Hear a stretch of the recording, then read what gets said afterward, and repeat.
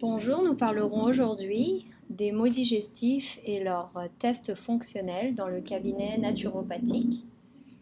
Ceci sera une présentation d'à peu près 60 minutes qui sera faite pour le Collège des médecines douces du Québec. Nous parlerons aujourd'hui des tests fonctionnels pour contextualiser les modules suivants, le F445 sur les approches orthomoléculaires et le F343 sur le métabolisme et la nutrition.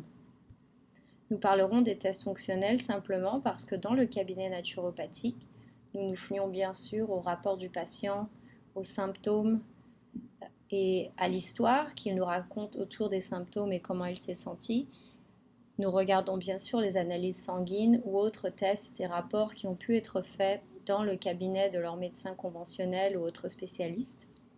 Mais parfois, nous avons besoin d'utiliser d'autres tests que nous appelons des tests fonctionnels, c'est-à-dire des tests auxquels le naturopathe a accès et qui vont nous donner des informations parfois plus précises ou plus utiles que les informations qui ont déjà été collectées par le patient avec son médecin conventionnel. Il y a vraiment beaucoup de différents types de tests fonctionnels et en général, ce qui fait qu'un test est dit fonctionnel, c'est que c'est un test qui n'a pas pour but de détecter une lésion organique ou mécanique dans l'organisme, mais de chercher et d'identifier des déséquilibres biochimiques ou physiologiques qui affectent les organes bien sûr et les empêchent de fonctionner de manière optimale, si bien qu'ils créent des symptômes. Parfois, par exemple, un patient qui a eu des problèmes digestifs est allé voir son généraliste, ils ont fait des tests sanguins qui n'ont rien démontré, peut-être qu'ils ont fait une endoscopie ou une colonoscopie qui a elle aussi rien démontré ou parfois une légère irritation seulement, alors que la personne nous dit se sentir très mal à l'aise. Par exemple, elle peut être très ballonnée ou avoir des nausées ou avoir des changements dans les selles. Et pourtant, l'endoscopie n'a rien montré. C'est là que nous sommes dans le royaume des maladies dites fonctionnelles, c'est-à-dire où il n'y a pas de lésions organiques ou mécaniques.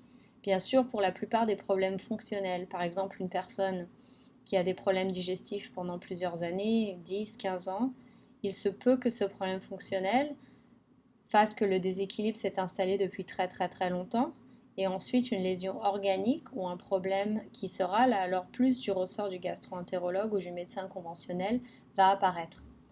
Donc dans le cabinet naturopathique, nous allons nous occuper de patients qui disent ne pas se sentir bien, mais où des investigations conventionnelles ont parfois déjà été faites qui nous montrent qu'il n'y a vraiment rien de très sérieux.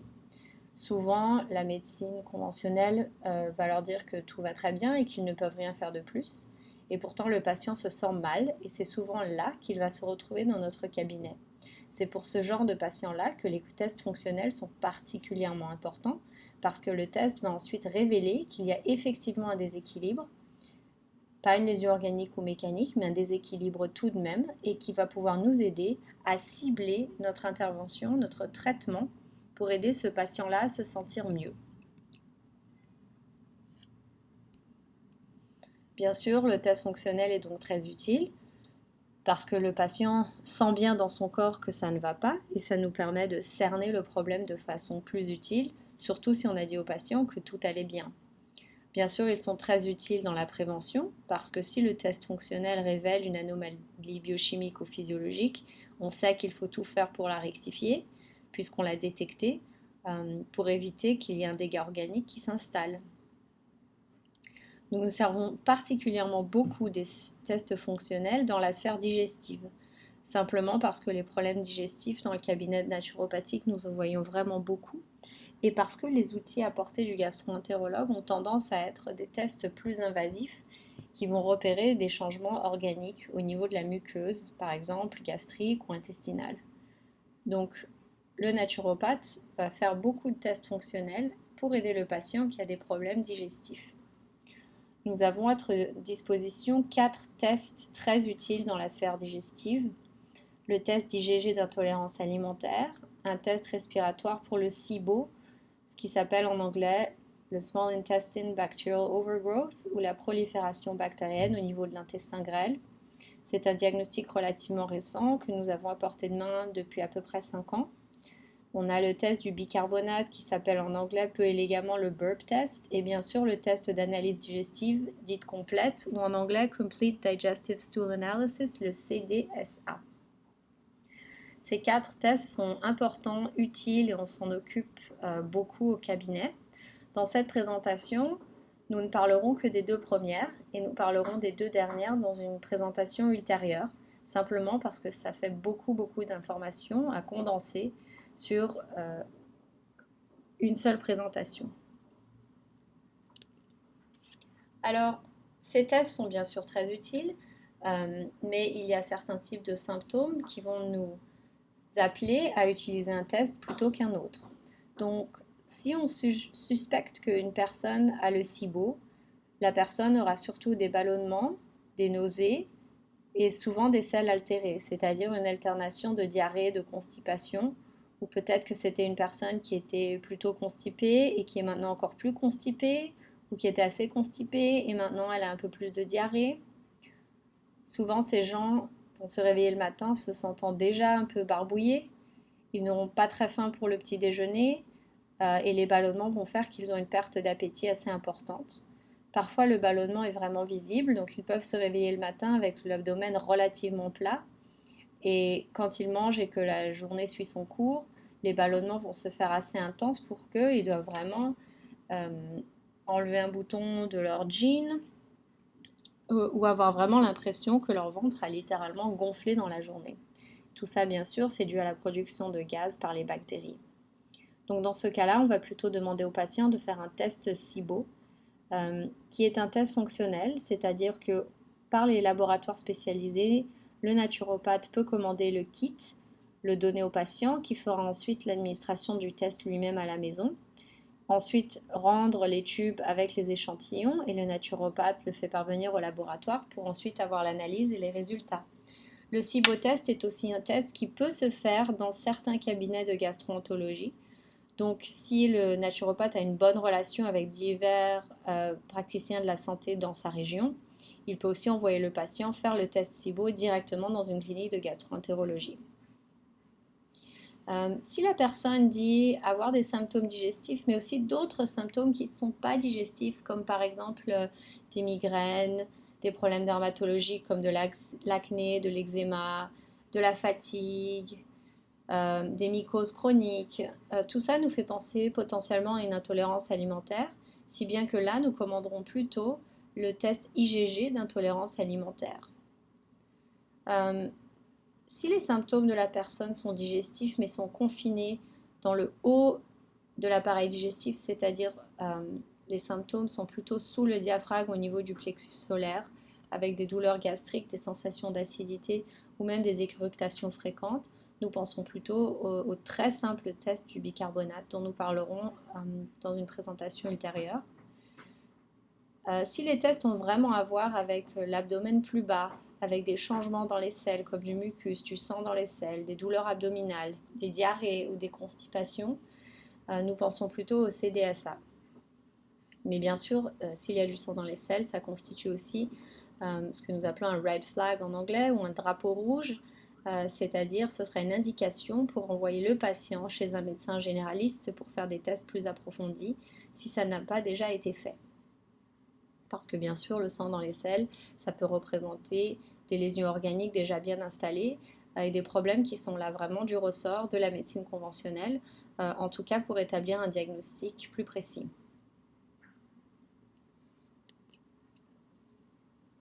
Nous commencerons donc par parler du test IgG d'intolérance alimentaire. Jusqu'à très récemment, nous n'avions pas de test pour détecter des intolérances alimentaires. Nous nous basions uniquement sur les symptômes. Et puis, nous utilisions très souvent un régime hypoallergénique, c'est-à-dire où nous enlevions les aliments irritants les plus communs pendant quelques semaines pour ensuite voir si les symptômes étaient améliorés. Si oui, nous savions alors que notre hypothèse était probablement vraie, qu'un aliment créait de l'inflammation dans le corps de la personne et qu'il fallait enlever cet aliment pendant quelques mois pour laisser au corps l'occasion de se régénérer. Nous avons beaucoup de problèmes récurrents bénins, par exemple des infections urinaires à répétition, des sinusites à répétition, otites à répétition, des personnes qui ont de l'eczéma, de l'acné, d'autres afflictions dermatologiques qui sont à la limite pas très graves, mais qui dérangent le patient. Tout ça nous fait penser à des intolérances alimentaires. Bien sûr, beaucoup d'intolérances alimentaires ont aussi un symptôme digestif important, comme de nouveau ballonnement, éructation, acidité, changement dans les selles. Et nous faisons presque toujours un test IgG d'intolérance alimentaire dans le contexte des maladies auto-immunitaires, comme par exemple la thyroïdite de Hashimoto, la thyroïdite de Graves, les maladies articulaires, comme l'arthrite. Comme là, nous savons qu'il y a des anticorps produits par le corps.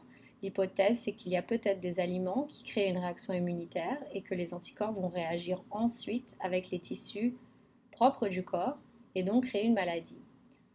Donc nous nous servons vraiment beaucoup du test IgG d'intolérance alimentaire qui peut être fait de plusieurs façons. Donc il faut vraiment comprendre ce qu'est une intolérance alimentaire pour comprendre comment le test fonctionne. Comme nous avons discuté, il peut y avoir des symptômes très variés dus à une intolérance alimentaire et ce qui la cause, c'est très simplement qu'on mange un certain aliment et le système immunitaire va réagir à la prise de cet aliment et créer une réaction inflammatoire qui souvent va créer des symptômes de façon non immédiate. C'est-à-dire qu'on peut avoir mangé du gluten, par exemple, le lundi, et ensuite avoir de l'eczéma le mardi uniquement, voire le mardi soir, ou même le mercredi. Ça peut vraiment prendre de 24 à 72 heures, ce qui est très très différent bien sûr d'une vraie allergie, où les symptômes sont vraiment très immédiats dans les heures qui suivent et qui se traduisent d'habitude par de l'urticaire, de l'asthme, production de mucus, les yeux qui piquent. Donc c'est une intolérance alimentaire est totalement différente d'une allergie alimentaire. Pourquoi les intolérances se développent Pour cela, il faut regarder un peu plus la physiologie du système digestif. Donc ici, vous voyez un schéma très basique du système digestif. Et ce qui nous intéresse quand nous parlons d'intolérance alimentaire, c'est bien sûr l'intestin grêle. Donc si on fait un petit zoom dans l'intestin grêle, voici ce qu'on voit. C'est un très long tuyau qui fait dans les 6 mètres. Et le tuyau est tout replié sur lui-même multiples fois. Donc si on déplie entièrement l'intestin grêle, nous nous retrouvons avec une surface qui est équivalente à un terrain de tennis. Pourquoi cette surface est-elle si grande? Simplement parce que l'intestin grêle et sa muqueuse, c'est l'endroit où nous absorbons tous les nutriments qui viennent de notre alimentation. Donc ces nutriments sont libérés lors du processus digestif et ensuite vont être absorbés au niveau de la membrane intestinale de l'intestin grêle. Comme vous voyez sur cette image, normalement cette paroi se constitue de plusieurs cellules mises les unes à côté des autres et qui tiennent ensemble par une sorte de colle que nous appelons tight junction en anglais. Et c'est une membrane intelligente. Donc si vous voyez dans le haut de cette image, au-dessus de la membrane, se trouve tout ce qui peut être dans notre système digestif à n'importe quel moment. Et en dessous de la membrane, c'est en fait notre flux sanguin et lymphatique. Normalement, au-dessus de la membrane, encore une fois sur ce schéma, les particules de nourriture seront entièrement digérées par notre système digestif et parfois une partie de la digestion va se faire par les bactéries qui vivent dans l'intestin grêle. Et une fois que les nutriments individuels ont été libérés de l'aliment lui-même, la membrane va reconnaître ces nutriments comme étant parfaitement digérés et laisser passer ces aliments parfaitement digérés dans le sang. Hélas, dans le monde moderne, c'est une situation que nous voyons de moins en moins, parce que souvent ce qui va se passer, c'est que la paroi subit des dommages inflammatoires. Ce qui crée ces dommages inflammatoires, vous voyez les facteurs listés ici en haut de ce diapositive. Bien sûr, le stress. Il faut bien se rappeler que la sérotonine, qui est un neurotransmetteur important dans l'humeur, la gestion du stress et tout ça, il y en a plus dans le système digestif qu'il y en a dans le cerveau. Et que quand nous sommes dans un état stressé, il y aura moins de production d'acide gastrique, de sucre digestif, d'enzymes en général, au niveau de l'intestin grêle et de l'estomac, ce qui va donc faire que nous pourrons digérer nos aliments moins bien. Les aliments sont donc moins bien digérés et ils vont être subis donc à un processus de fermentation par l'énorme population bactérienne qui vit dans notre intestin grêle et ensuite plus tard dans le côlon. Cela produit donc deux choses. D'abord, il y a des particules de nourriture qui traînent, qui ne sont pas censées être là et qui vont irriter cette membrane. Ensuite, ces aliments partiellement digérés vont nourrir des bactéries qui ne sont pas toutes les bonnes bactéries, et ces bactéries, en se proliférant, vont créer de plus en plus de toxines, par exemple comme les toxines des levures, que nous trouvons à l'intérieur du système digestif, et ces toxines vont elles aussi irriter la membrane intestinale. Beaucoup de gens prennent aussi des médicaments qui continuent à supprimer l'action normale digestive. Donc par exemple des médicaments dits antacides, comme le Zantac, Nexium, ranitidine, oméprazole, etc. Comme il y a encore moins de production d'acide due à ces médicaments, les aliments sortent de l'estomac encore moins bien digérés, ce qui fait que les bactéries vont proliférer, se nourrir de ces aliments mal digérés et encore une fois créer des toxines et des gaz qui vont irriter cette paroi. Quand la paroi est déjà assez irritée, ce qui va se passer, c'est qu'il y a des aliments très mal digérés, mais aussi des toxines bactériennes, des toxines de levure, etc., qui vont pouvoir traverser la membrane puisqu'elle est devenue poreuse, littéralement comme une passoire microscopique. Quand ces aliments arrivent dans le sang, eh bien, il faut se rappeler que 80% de notre système immunitaire réside à la jonction entre la paroi intestinale et le débit sanguin. C'est ce qu'on appelle le GALT, ou Gut Associated Lymphatic Tissue. En gros, des endroits lymphatiques qui sont des maisons pour nos globules blancs à cette intersection.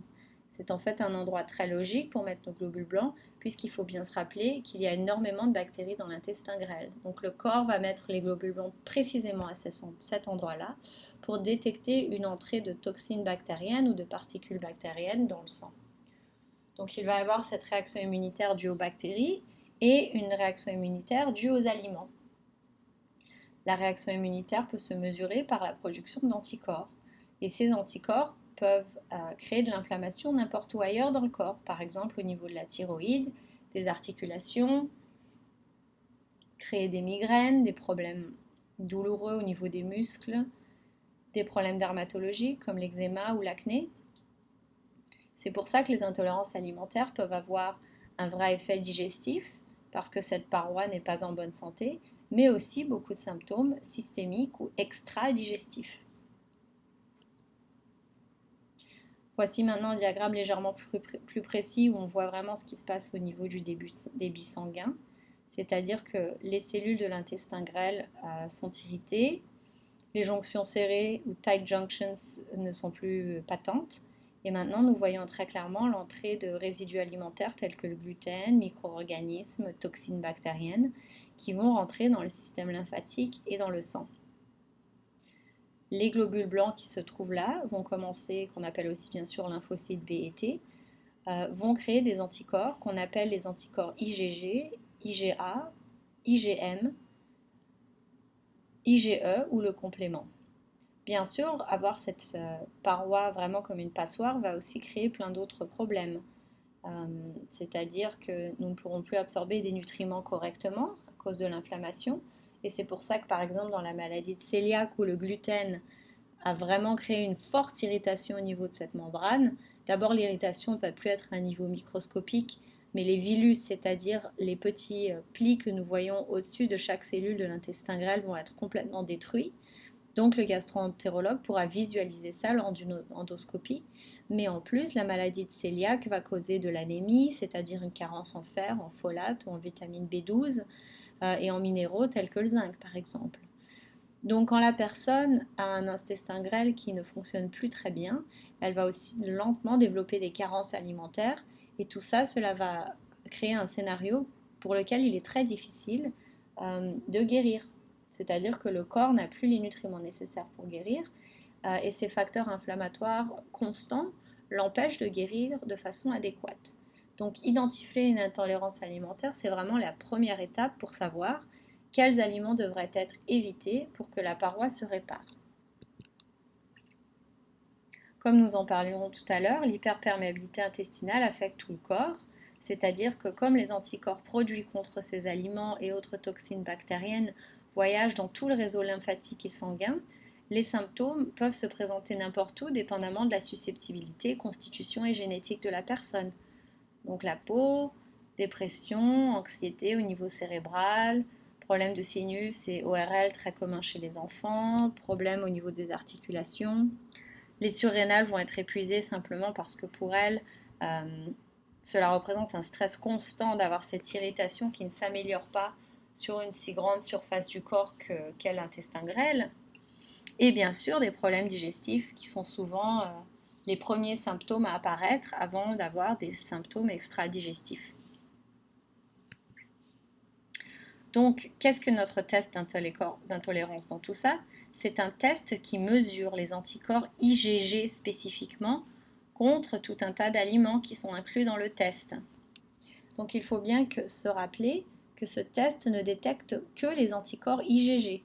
Il ne détecte pas ni le IgE, ni le IgM, ni le IgA, ni les anticorps dits de complément. Donc, c'est un test qui n'est pas la réponse en entier. C'est un test qui nous donne une piste, un début de réponse aux aliments qui doivent être évités. Les tests IgM et IgA contre les aliments, pour le moment, on les trouve surtout dans la recherche, mais pas beaucoup dans le monde clinique. Le test IgE peut être fait chez n'importe quel médecin ou allergologue. C'est un test sanguin qui est aussi similaire au test skin prick, où différents irritants sont mis sur la peau du patient et nous recherchons ensuite une réponse sous forme d'urticaire et de démangeaison. Donc si le patient a déjà fait un test IgE chez son médecin, on sait qu'il a des vraies allergies. Dans ces cas-là, dans tous les cas, les allergènes qui ont été détectés par le test IgE doivent être absolument évités, que ce soit des aliments ou des facteurs dans l'environnement, comme une allergie aux acariens, aux poils de chat, au pollen, etc. Il faut aussi se rappeler que le test d'intolérance IgG ne détecte que les anticorps sanguins qui sont spécifiquement produits contre certains types d'aliments que nous consommons. Ça veut dire qu'ici un aliment que nous ne consommons jamais, il n'y aura pas d'anticorps IgG et donc le test apparaîtra comme négatif. Mais si demain la personne se met à les consommer, il se peut qu'elle ait une réaction. Donc c'est un test qui peut avoir des faux négatifs, en particulier avec des aliments qui ne sont pas consommés souvent par les patients. Effectivement, le système immunitaire va avoir tendance à réagir plus aux aliments que nous avons consommés beaucoup pendant plusieurs années. Le test IgG est un test sanguin vraiment tout bête qui ne requiert pas que le patient soit à jeun. Alors, je vais vous montrer quelques exemples de résultats. En gros, chaque laboratoire va élaborer un code de couleur. Donc moi, je n'ai que des résultats en anglais car ils viennent directement de mon cabinet dans un pays anglophone. Donc ce qui va se passer, c'est que pour chaque aliment, le laboratoire aura mesuré le nombre d'anticorps IgG qui auront été produits. Si peu d'anticorps sont produits, donc par exemple pour ce laboratoire, s'il y a moins que 7,5 microgrammes par millilitre d'IgG contre un aliment, il va mettre une couleur verte sur cet aliment. C'est-à-dire que l'aliment peut être consommé de façon régulière car il n'a pas d'effet inflammatoire chez cette personne. Si par contre il y en a plus que 7,5, mais moins que 20, l'aliment aura une couleur orange, ce qui veut dire que le patient doit l'éviter pendant quelques mois. Si par contre ils ont plus de 20 microgrammes par millilitre d'anticorps IgG, alors l'aliment sera mis en rouge et alors il faut éviter cet aliment probablement pendant une bonne année pour que la muqueuse intestinale se répare doucement sans l'obstacle continu de cette inflammation due à ces aliments-là. Ensuite, nous nous retrouvons avec un histogramme comme celui-ci. Vous voyez les aliments triés par catégorie, les légumes, les céréales qui contiennent du gluten, les graines et les noix, les produits à base de lait, les viandes et les poissons, les œufs, et ensuite bien sûr levure, thé, café, sucre. Alors vous voyez par exemple que cette personne, on voit tout de suite qu'elle a un problème avec le gluten parce qu'elle a produit une grande quantité d'anticorps contre tous les céréales qui contiennent du gluten. Donc on sait que ce n'est pas vraiment uniquement le blé qui est problématique, mais également seigle, orge, avoine, etc. Donc on voit que la personne va devoir absolument éviter le gluten. Elle a aussi un problème avec certains laitages. Donc moi, quand je vois quand même beaucoup de rouge comme ça, je leur dis d'éviter absolument tous les laitages. Et les œufs sont problématiques. Je dirais que ça, ce sont les 3 intolérances les plus communes. 80% des gens qui viennent avec des symptômes digestifs améliorent leur santé quand ils évitent gluten, laitage et œufs. Mais par contre, il faut faire attention à les aider à faire d'autres choix alimentaires pour pas simplement qu'ils réduisent leur consommation d'aliments, surtout s'ils ont déjà tendance à perdre le poids, etc. Quand d'autres aliments, particulièrement les légumes, qui ont tendance à être bénins, c'est-à-dire que c'est très rare de voir des légumes, du poisson ou des œufs devenir un irritant pour la membrane intestinale. Quand on commence à avoir beaucoup de légumes, des poissons comme ça, comme le cod ici, devenir problématique, cela nous montre indirectement que la membrane intestinale est déjà bien endommagée. Parce que quand nous avons qu'une ou deux intolérances, a priori, les fruits et les légumes sont encore en vert, parce qu'ils ne sont pas très irritants. Voici là un autre exemple pour une autre personne. Donc eux, ils ont eu un très bon test où on voit que presque tout est encore en vert, inclus le gluten. Donc la membrane intestinale de cette personne est plutôt en bonne santé et ils ont uniquement une réaction immunitaire isolée contre les œufs. Donc là, on s'inquiète moins pour cette personne, on sait qu'il y aura moins de travail à faire au niveau de la muqueuse. Il faut simplement qu'ils évitent surtout les œufs pendant à peu près 1 an.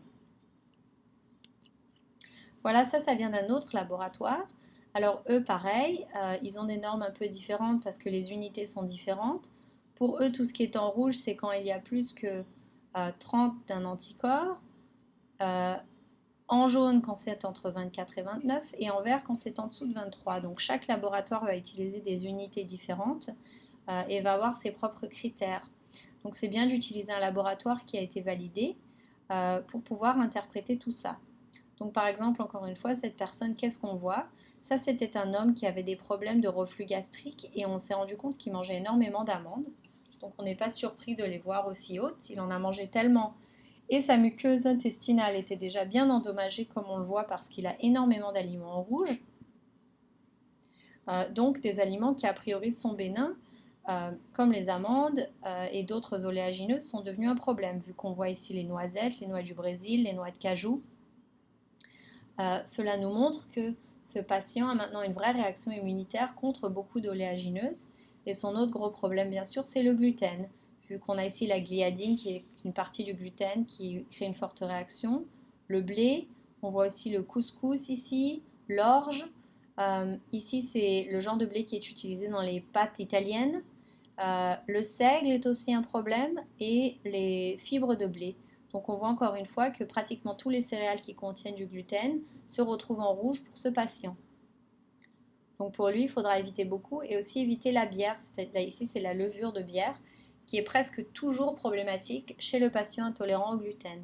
Ça, c'est simplement parce que comme il est intolérant au gluten, au niveau de l'intestin grêle, les choses sont déséquilibrées et donc il va y avoir une prolifération des levures qui habitent normalement dans notre intestin grêle et qui vont elles-mêmes créer des toxines et une vraie réaction immunitaire qu'on va retrouver ici en rouge.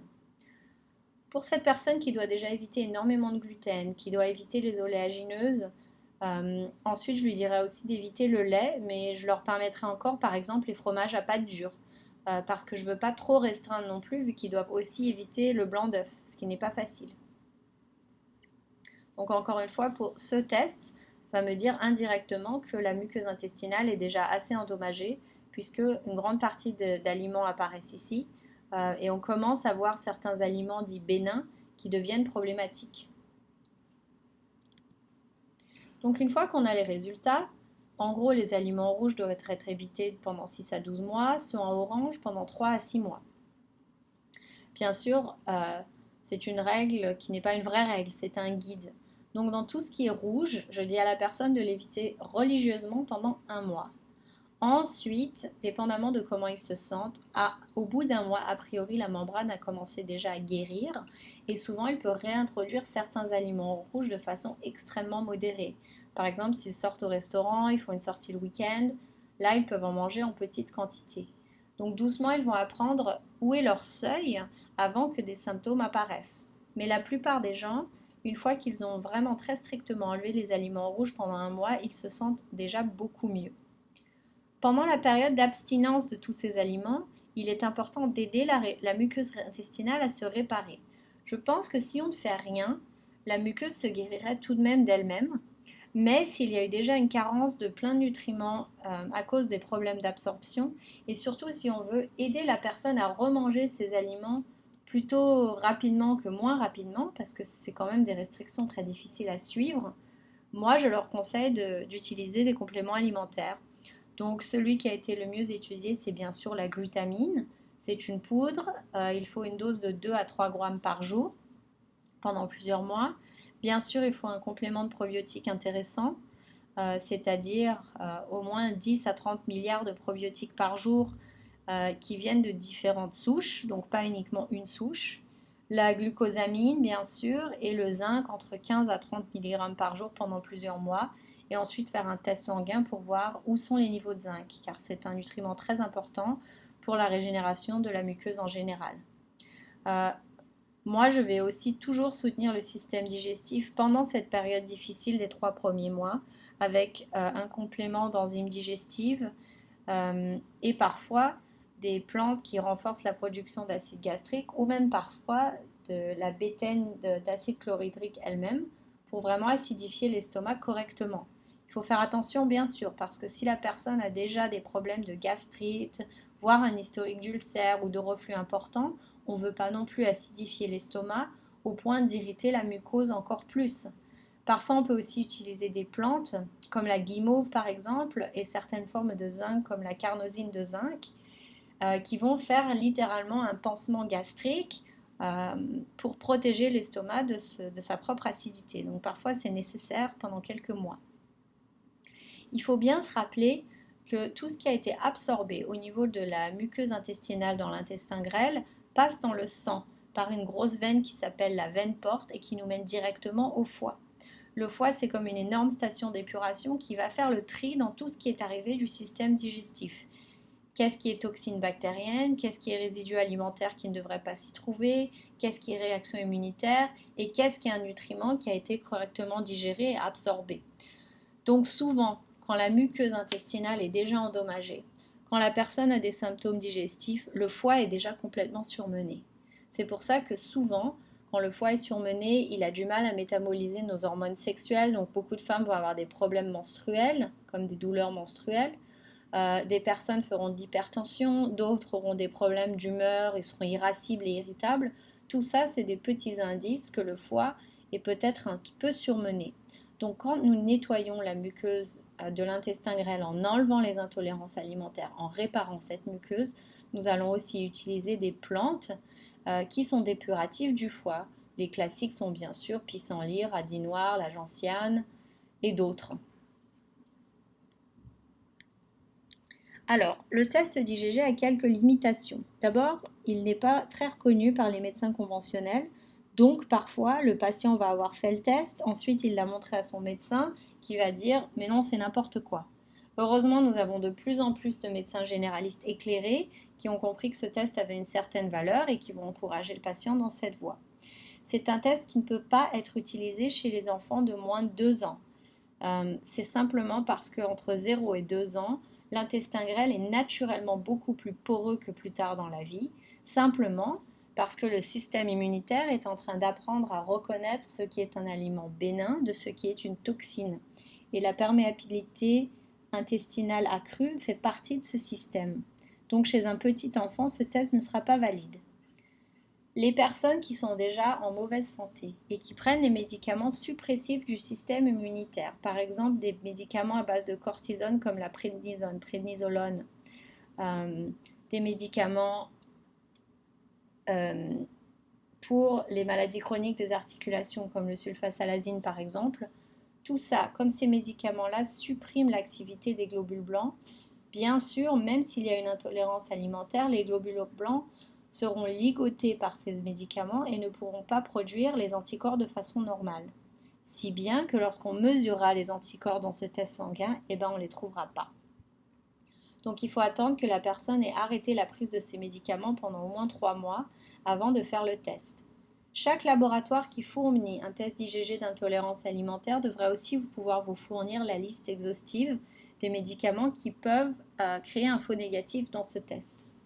Je recommande aussi de ne pas faire ce test chez les grands eczémateux qui ont utilisé pendant des années de la crème à base de cortisone telle que l'Elomette par exemple pour aider l'eczéma.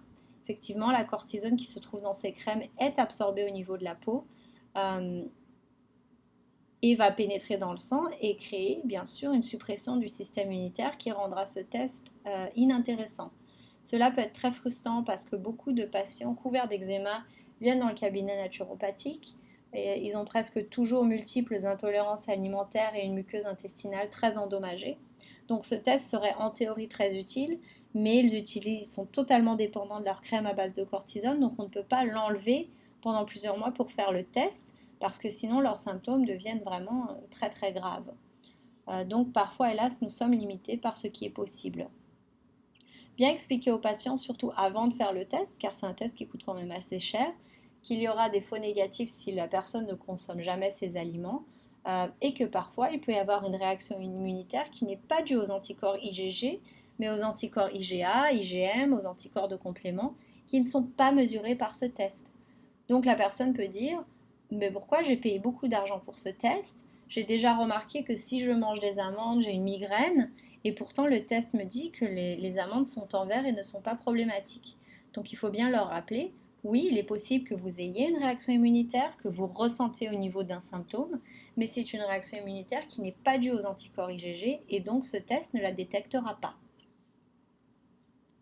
Bref, il y a beaucoup d'éducation à faire avec le patient s'ils veulent faire ce test. Maintenant, nous parlons du test respiratoire pour le SIBO. Qu'est-ce que le SIBO? Donc, bien sûr, c'est un terme en anglais, Small Intestinal Bacterial Overgrowth, qui veut dire une prolifération excessive de certaines bactéries au niveau de l'intestin grêle. Donc, comme vous vous souvenez, nous en avons parlé dans le diapositive dont nous venons de parler. Nous avons une population bactérienne très importante dans le système digestif. Elle est très très importante dans le côlon, un peu moins importante dans l'intestin grêle. Et plus nous remontons vers l'estomac et la bouche, moins il y a de bactéries, simplement parce que l'estomac a un environnement très acide qui rend cela hostile pour beaucoup de bactéries. Ceci dit, quand nous avons un acide gastrique qui n'est pas adéquat, qu'est-ce qui va se passer? Beaucoup de bactéries qui se trouvent sur nos aliments ne vont pas être tuées dans l'estomac et ces bactéries vont se retrouver dans notre intestin grêle. Elles vont y rester et puis peut-être qu'elles ne sont pas problématiques, peut-être que le système immunitaire s'en débrouille. Mais comme l'acide gastrique n'est pas optimal, des aliments mal digérés, notamment des protéines, vont rentrer dans l'intestin grêle. Les enzymes vont essayer de s'en charger, mais si le système est un peu carencé, par exemple dû à une personne stressée, les enzymes ne pourront pas digérer ça correctement et les résidus alimentaires vont être mangés par les bactéries de l'intestin grêle. En mangeant et en se multipliant, les bactéries vont produire des gaz, surtout du méthane et de l'hydrogène. Cette production de gaz détend les parois intestinales.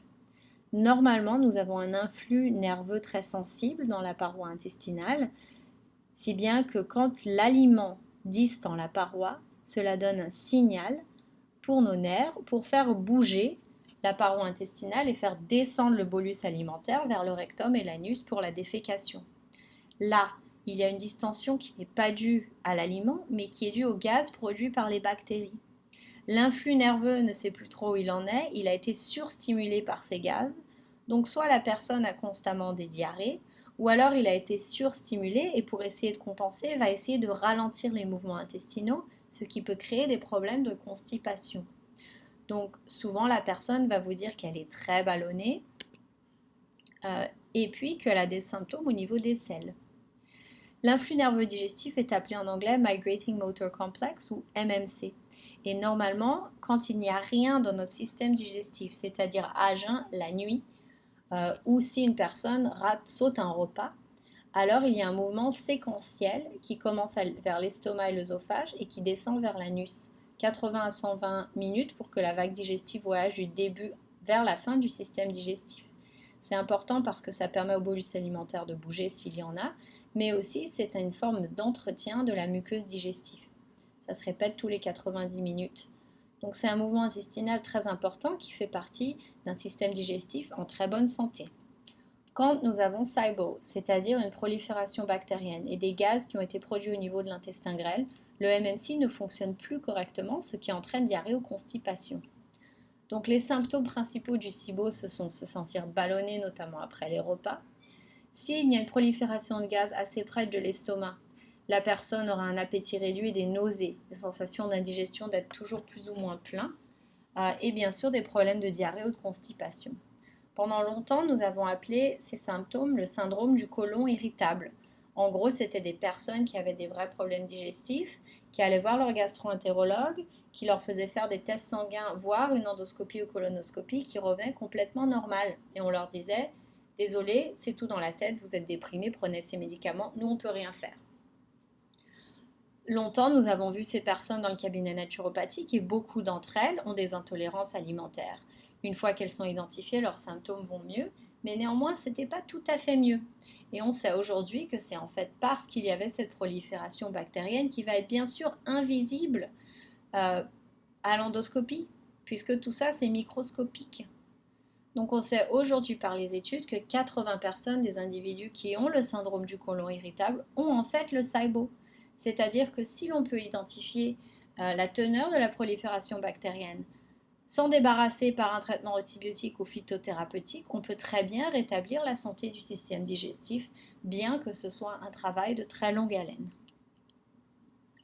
Le SIBO, c'est quelque chose que nous retrouvons aujourd'hui dans la recherche. C'est un vrai diagnostic, mais encore une fois, beaucoup de généralistes et de gastro-entérologues mettent du temps à reconnaître son existence. Donc si leur médecin leur a dit que c'était du pipeau, il faut les orienter vers un autre médecin ou spécialiste.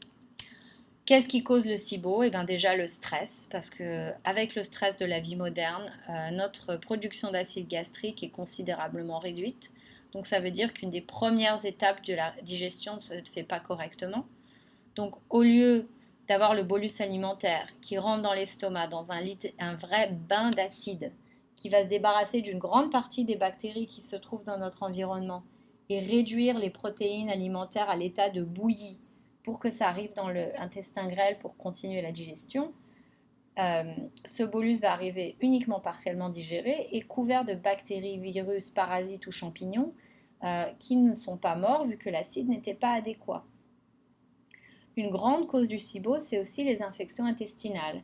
Classiquement, la personne a fait un voyage, a attrapé la tourista ou autre gastro-entérite qui a créé des vrais symptômes de diarrhée aiguë, qui a peut-être nécessité la prise d'antibiotiques. Et depuis ce temps-là, la personne a des ballonnements, des nausées, des selles altérées, etc.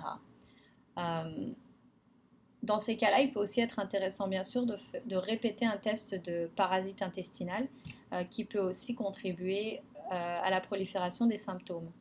Si une personne a pris beaucoup d'antibiotiques pour une autre raison, comme des infections ORL par exemple, des problèmes de peau, notamment les gens qui ont de l'acné et qui se font prescrire 3 à 6 mois d'antibiotiques continus pour leur acné, ça va perturber la flore intestinale.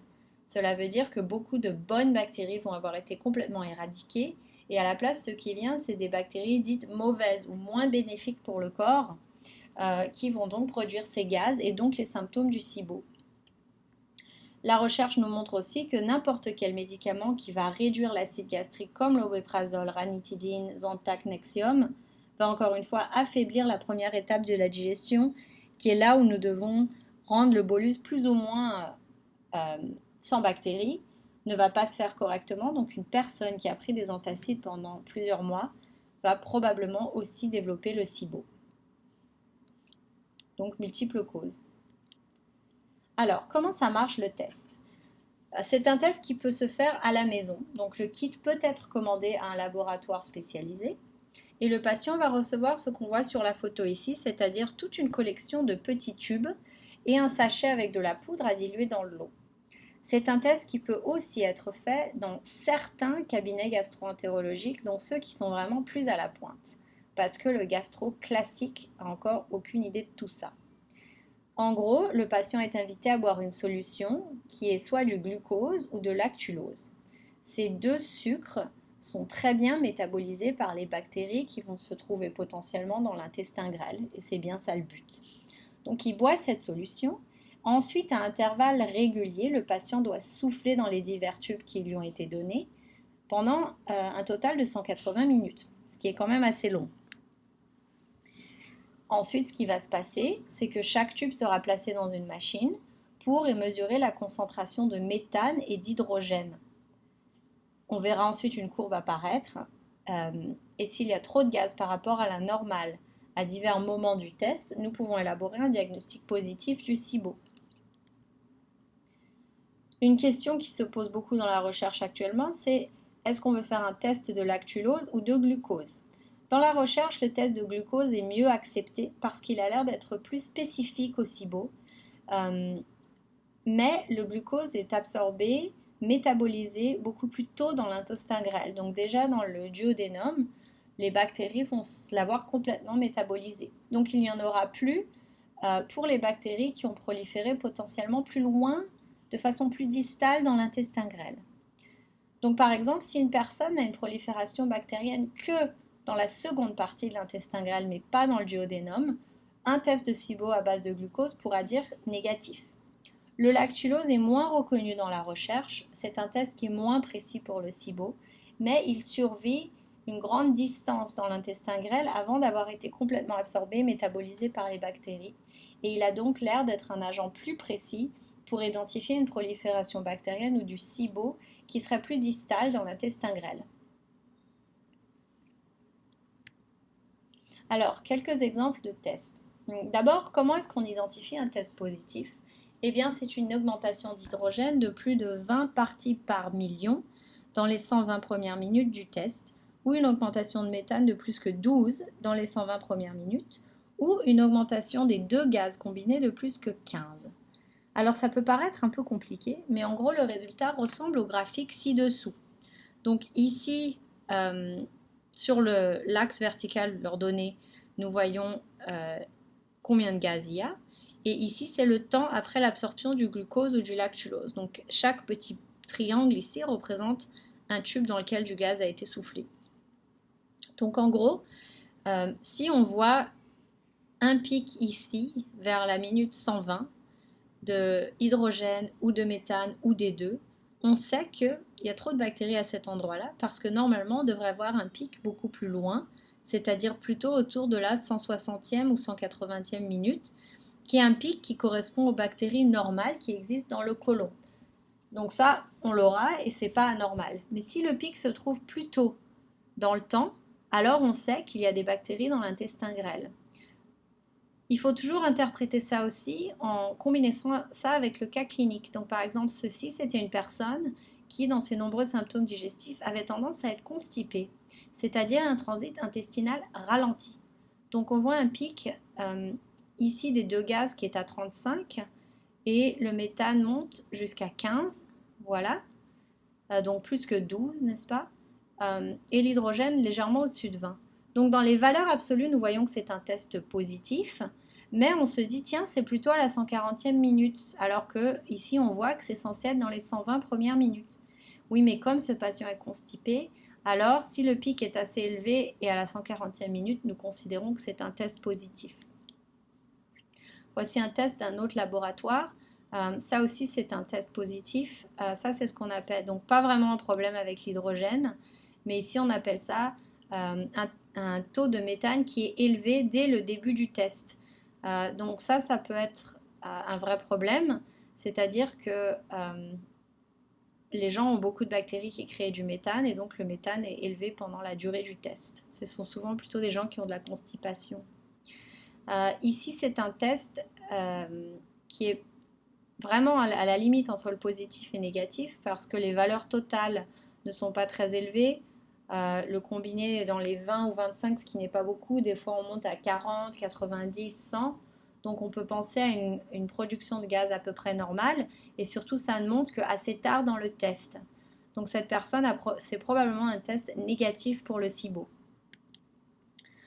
Voici un autre test qui est un faux négatif, c'est-à-dire qu'on ne voit pas de pic ici, donc on pourrait penser, super, il n'y a pas de SIBO, mais comme on voit un pic comme ça au tout début, en fait, on sait qu'il y a eu un problème avec soit la machine ou la préparation du patient. Donc ça, c'est un test qui n'est pas valable. Voici un autre test. Donc ça, c'est un test qui est clairement positif vu que les valeurs montent assez haut pour le combiné et pour le méthane et pour l'hydrogène. Vraisemblablement une personne qui a des symptômes assez prononcés. Donc, comme vous avez pu voir dans ces graphiques, ce n'est pas si facile d'interpréter un test pour le SIBO et parfois deux professionnels de la santé peuvent regarder le même test et arriver à des conclusions différentes. C'est un diagnostic qui est vraiment très récent dans les 5 dernières années et nous avons déjà eu plusieurs consensus sur que sont des résultats positifs après le test SIBO. Donc c'est vraiment un endroit de la recherche qui balbutie vraiment. Avant de faire le test de SIBO, il faut consommer peu d'amidon pendant les 24 à 48 heures avant le test et surtout, il faut avoir arrêté n'importe quel complément alimentaire à base de probiotiques 10 à 15 jours avant le test. Si les patients prennent des aliments fermentés comme kéfir, choucroute, kombucha ou beaucoup de yaourt dans le but de manger beaucoup de probiotiques, il faut aussi qu'ils arrêtent ces aliments. Car bien évidemment, les probiotiques sont des bactéries, donc s'ils en mangent continuellement, ces bactéries vont être représentées sur le test de SIBO, mais on ne saura pas si ce sont des bactéries qui résident dans l'intestin grêle de façon permanente et qui créent du SIBO, ou des bactéries de passage qui viennent de l'aliment fermenté. Donc bien les arrêter. C'est un test qu'on ne fait pas vraiment sur les petits enfants, simplement parce que c'est pas facile pour eux de souffler correctement dans les tubes et de suivre les instructions. En général, avec les enfants, on va préférer soit faire un test d'intolérance alimentaire s'ils ont plus de 2 ans, ou alors on va faire un régime hypoallergénique et soutenir le corps doucement dans la digestion. Et souvent, ça va suffire. Alors, une fois qu'on a eu un test positif pour le SIBO, on a deux options. Il y a soit le traitement avec un antibiotique particulier qui s'appelle le rifaximin, qu'on peut parfois combiner avec d'autres agents, ou alors c'est plutôt 1 mois d'agents phytothérapeutiques.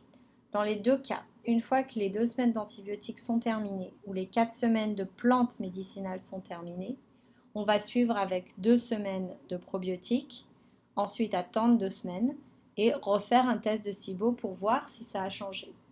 Évidemment, en pratique, beaucoup de gens ne vont pas répéter le test de SIBO. Donc en gros, s'ils vont mieux, ils vont dire je vais mieux, je ne veux pas dépenser de l'argent pour faire un autre test. Donc on va plutôt se servir de refaire le test si la personne a suivi le traitement et ça va toujours pas mieux. Il faut savoir que l'antibiotique préconisé est un antibiotique qui est plutôt bien toléré et qu'il est par contre très cher. Donc ça peut parfois être une limitation au niveau du budget. Pendant la prise de plantes antibactériennes ou d'antibiotiques, il faut continuer à manger son régime alimentaire normal qui contient des amidons qui nourrissent ces bactéries, parce qu'on sait aujourd'hui que les bactéries peuvent se cacher sous ce qu'on appelle un biofilm, qui est une sorte de couche de mucus dans l'intestin grêle, où la bactérie se cache et où elle n'est peut-être pas nécessairement atteinte par les antibiotiques et les plantes, surtout si la bactérie n'est plus très active parce que la diététique a été changée. Donc si on veut utiliser le traitement antibactérien, soit antibiotique ou phytothérapeutique, il faut bien continuer à nourrir la bactérie avec le régime alimentaire original du patient, celui qui nous a amené au SIBO. Ensuite, après la phase d'éradication, quand on est en train d'utiliser maintenant probiotiques et d'autres plantes pour régénérer la muqueuse après toute l'irritation due aux bactéries, alors c'est une bonne idée de changer la diététique du patient. Alors, à quoi ressemble le traitement phytothérapeutique ? En gros, pendant 2 à 4 semaines, nous allons utiliser plusieurs plantes à base de berbérine, comme le Berberis vulgaire ou aquifolium, l'hydrastis aussi, qui peut être très utile, mais attention en voie d'extinction, des capsules d'huile essentielle d'origan à utiliser vraiment avec modération. Chez certaines personnes, si la muqueuse est déjà bien irritée, ça peut créer encore plus de symptômes. Le neem, qui est une plante ayurvédique qui a été étudiée dans le contexte du SIBO. Et bien sûr, la lysine, c'est un extrait d'ail qui est beaucoup plus utile si on a eu un test positif au SIBO à cause du méthane, alors que les 3 autres, berbérine, origan et neem, sont plutôt pour du SIBO hydrogène. Ensuite, après la prise de ces plantes pendant 2 à 4 semaines, on va faire 2 semaines de probiotiques, mais attention, sans prébiotiques. Dans certaines formulations de probiotiques, il y aura aussi des prébiotiques qui sont un certain type d'amidon qui est très bien fermenté par les bactéries. En effet, les probiotiques sont des aliments pour les probiotiques dans la capsule, mais les probiotiques vont aussi nourrir les bactéries responsables du SIBO. Donc il faut faire très attention à ça. Donc après, quand on a éradiqué avec nos produits antiseptiques, soit antibactériens à base de plantes, soit antibiotiques, on va utiliser les probiotiques. Et là, c'est une bonne idée de faire quelques mois d'un régime FODMAP. Donc en gros, c'est un régime qui est plus ou moins réduit en amidon et produits sucrés et utiliser des agents que nous appelons des prokinétiques, c'est-à-dire des agents qui vont aider l'influx nerveux dans l'intestin à se régénérer. Donc des prokinétiques intéressants sont par exemple le gingembre, le 5-HTP qui est un précurseur de sérotonine, la mélatonine, et il y a certains agents qui peuvent aussi être prescrits par un gastro-entérologue ou un généraliste, comme le low-dose naltrexone, qui peuvent aider avec cela. Bien veiller à rétablir l'acidité gastrique, donc avec les plantes dont j'ai parlé avant, la gentiane par exemple, ou de l'acide chlorhydrique bêtaine, pour être sûr que la première étape du système digestif est optimale. Et bien sûr, allonger le plus longtemps possible les intervalles entre les repas, car c'est quand il y a cette vague musculaire du MMC qui va arriver, qui est une vague qui permet la réparation et l'entretien de l'intestin grêle. Il faut aussi se rappeler que souvent quand il y a SIBO, il y a SIFO. SIFO, c'est Small Intestinal Fungal Overgrowth, c'est-à-dire ce n'est pas uniquement un problème bactérien, mais aussi un problème de mycose. Donc un test SIBO qui n'est pas très positif, ça peut aussi indiquer qu'il y a une prolifération de champignons ou de mycoses dans l'intestin grêle.